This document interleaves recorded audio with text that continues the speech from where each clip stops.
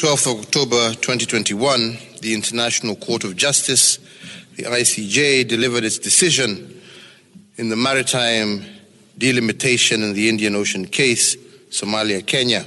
While Kenya is not surprised by the decision, it is profoundly concerned by the import of the decision and its implications for the Horn of Africa region and international law generally.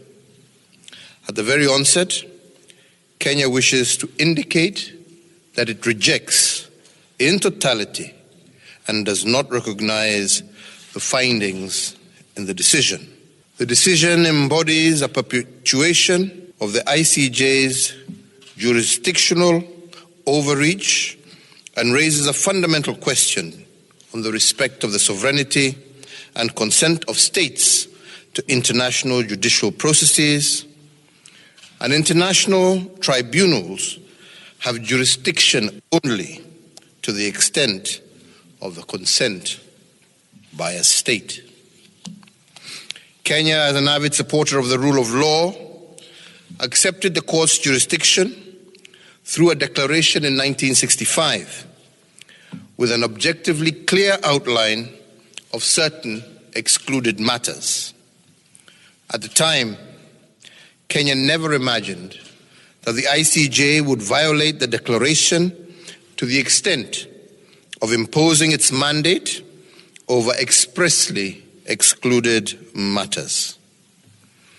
It is an unfortunate development over the last decade, a trend that has emerged of some supposedly international organizations being deployed as political tools against certain countries. Sadly, this has infected the ICJ, leading it to impose jurisdiction on a dispute that it has neither jurisdiction nor competence. In addition, the court did not use or did not permit the use, let alone the exhaustion, of regional dispute resolution mechanisms, despite the existence of a robust African Union legal framework on border issues and dispute settlement. Even with these flaws, Kenya participated in the initial proceedings out of its traditional respect for the rule of law, if only to make its case that the court had neither jurisdiction nor competence over the dispute. However, the court decided in an inexplicable decision delivered on the 2nd of February 2017 that it would hear and determine the dispute despite the founded objections, and this decision was clearly erroneous. Faced by the above substantive and a persistent procedural unfairness from a biased bench and the denial of the right to a fair hearing, Kenya was forced to withdraw its participation in the public hearings on the 14th of March 2021. In fact, Kenya doubts that any state would have appeared at all in a case such as this.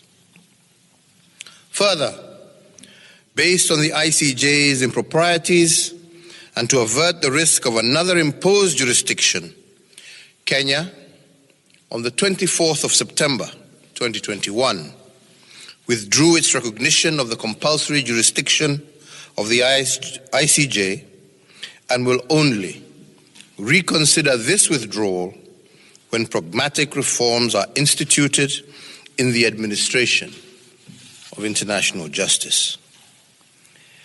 Kenya therefore calls on the international community to create an enabling environment for the pursuit of a negotiated settlement. Kenya and Somalia are neighboring states with a common border and communities with shared social, cultural, and religious practices. This decision is, in the circumstances, a zero-sum game, which will only strain the relations between our two countries.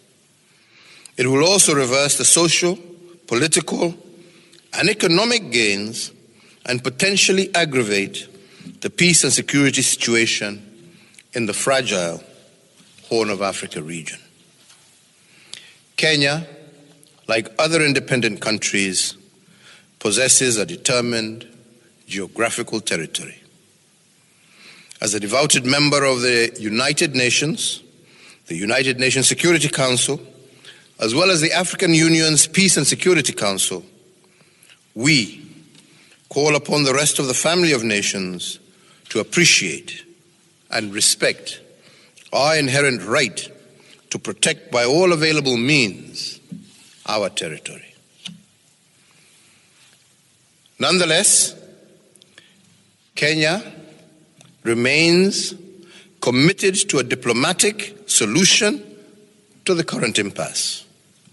And in this regard, Kenya is a key proponent of respect for the principle of subsidiarity as a catalyst for the African solutions for African problems, will resolve this matter through institutions of the African Union, such as the African Union Border Program and its peace and security architecture, in addition to other bilateral arrangements.